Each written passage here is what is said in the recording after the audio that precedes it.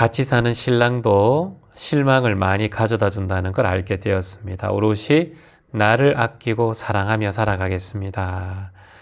남은 인생은 오롯이 나를 챙기고 살아가겠습니다. 신랑을 너무 의지했더니 실망도 그만큼 크고 외로움도 커진 것 같습니다.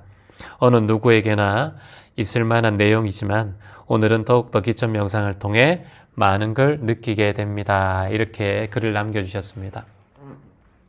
자, 인간이 노후가 될수록, 나이가 많이 들어가면 들어갈수록 세 가지를 걱정합니다. 대학생 적어볼까요? 첫 번째는 건강입니다.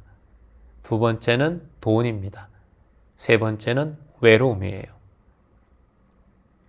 건강과 돈과 외로움이에요. 자, 우리가 돈이 있든 없든 간에 일단은 건강이 안 좋아지면 아무리 많은 돈이 있다 하더라도 불안하고 불편하게 살아가게 되죠. 또 돈이 많이 있고 건강이 좋다고 하더라도 내가 마음속에 불편함이 많고 또는 내 마음이 외롭고 불안하고 두렵고 이런 마음이 자꾸 올라오면 우리의 삶이 피폐해집니다. 그래서 여기서 돈과 건강, 이거는 마음에 연관된 게 아니에요. 근데 딱 하나 마음에 연관된 게 외로움입니다. 지금 우리 대한민국이 OECD 국가 중에서 우울증이 가장 높은 나라입니다. 자살률도 가장 높은 나라입니다. 작년 대비 대한민국의 사람들이 우울증이 35%가 증가됐어요. 왜 이렇게 많이 증가됐을까요? 바로 외로움 때문입니다. 외로움. 자, 우리의 이 뇌가 있지 않습니까, 여러분?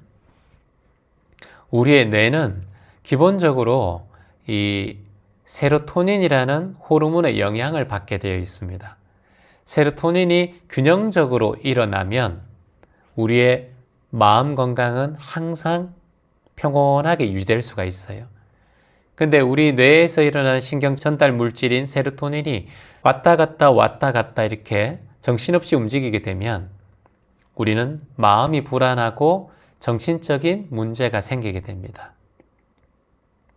우리 정신적인 문제가 되는 그런 뇌 속에 작은 부분이 있는데 그걸 변형계라고 해요. 변형계. 변형계에서 우리의 감정 조절을 관여를 합니다. 그래서 우리의 뇌가 어떤 스트레스를 받든가 외로움을 느끼든가 우울증을 느낄 때 이 변형계가 활성화가 돼요.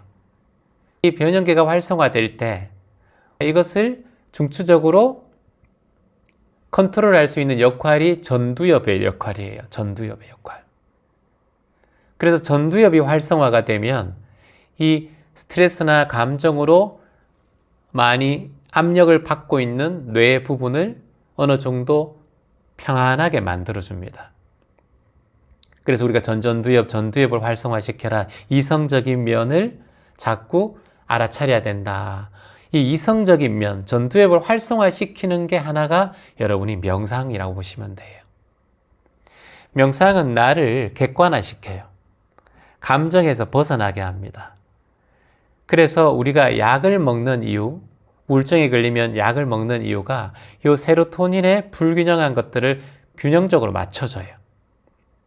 여러분이 우울증이 걸리면 대부분 많은 사람들이 감정적으로 바뀌어요.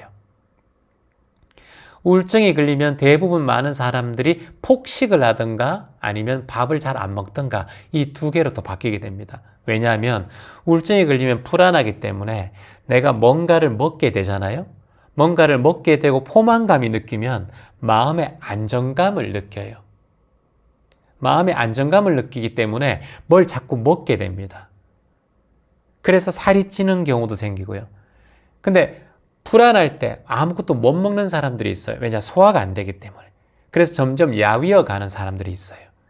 그래서 우울증이 내 몸을 체중을 증가시키든가 체중을 감소시키든가 이 두 가지를 함께 복합적으로 만들어 갈 수가 있어요. 작년에 대비해서 우울증이 35%가 증가했고 이제 노인 우울증도 굉장히 증가하고 있거든요.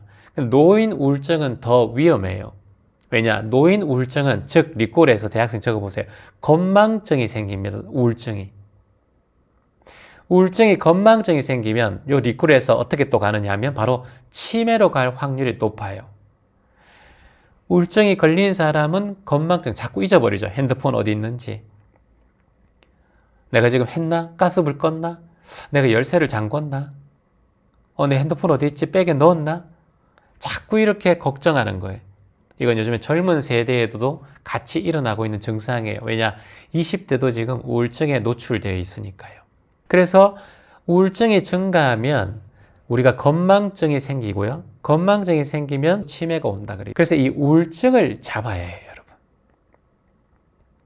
근데 우울증이 외롭단 말이죠. 외로움이 곧 우울증으로 가고 곧 우울증이 외로움으로 연결돼요. 이게 왜 그러냐? 감정 불안 때문에, 감정 불안.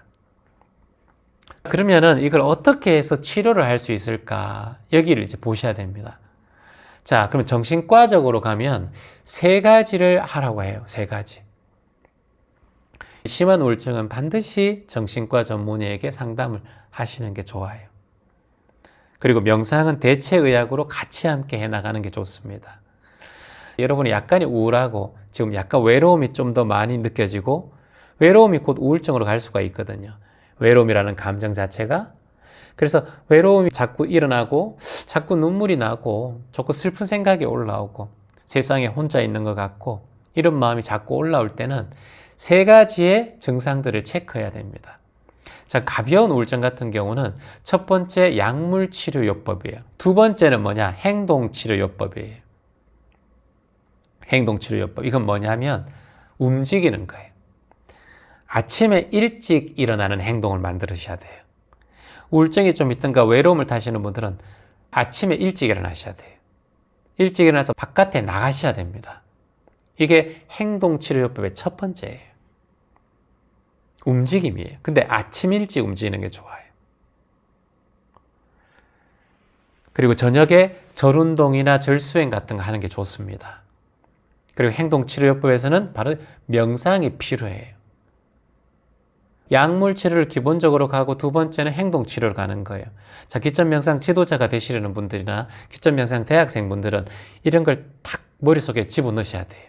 그래서 주변에 힘든 사람이나 양로원에 봉사를 하든 어르신들한테 봉사를 하든 이제 어르신들을 위해서 뭔가 가르치든 노후가 되어서 얼마나 좋아요, 여러분.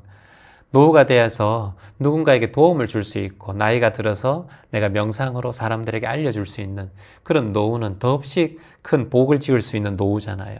그래서 지금 대학생들은 이런 걸 머리에 탁탁 집어넣고 딱딱 써가지고 나중에 어떻게 이렇게 하겠다라는 걸 시각화해 보는 것도 좋아요. 심한 분들은 병원에 가라고 얘기해 주시고 두 번째 행동치료요법.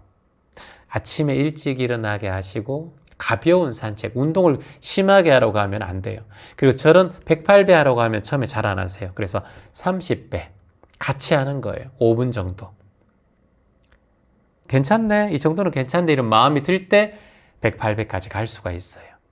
그리고 명상, 아침 일찍 일어나서 걷기, 요가, 필라테스, 가벼운 스트레칭 이런 게 있을 수가 있겠죠. 자, 그러면 세 번째는 무엇이냐? 바로 상담치료요법이에요. 기점명상 지도자들이 해야 되는 일들이에요. 또는 여러분들이 내담자를 상담할 때 꼭 지도자가 안 됐더라도 대학생인 분들이라도 배운 거를 이걸 또 하는 거예요. 제가 여러분들과 생활 법문 할 때 여러분들이 기입해 놨다가 이런 내용들을 어떻게 내담자들에게 소통할 것인가. 최만쌤이 이렇게 했는데 나도 이렇게 해야지. 어떤 질문을 들었을 때 먼저 이 사람에게 수긍하고 이분의 고통을 분담해주고 내가 느껴주는 거. 대학생들 줌 수업 때 많이 하잖아요. 매달 한 번씩. 그래서 그런 걸 항상 머릿속에 딱 기억해 놓고 내가 앞에 누군가가 있다고 생각하고 시뮬레이션으로 그렇게 상담을 하는 거예요. 자, 첫 번째 뭐라고 했습니까? 약물치료요법. 두 번째 행동치료요법. 세 번째 뭐라고 했습니까? 상담치료요법. 요걸 세 가지를 같이 겸해 간다. 여러분 주변에 있는 사람 또는 우리가 모르는 사람 나이가 들수록 외롭고 힘든 사람들에게 복을 짓고 덕행을 할 수 있는 그런 수행자가 되시기를 진심으로 희망해 봅니다.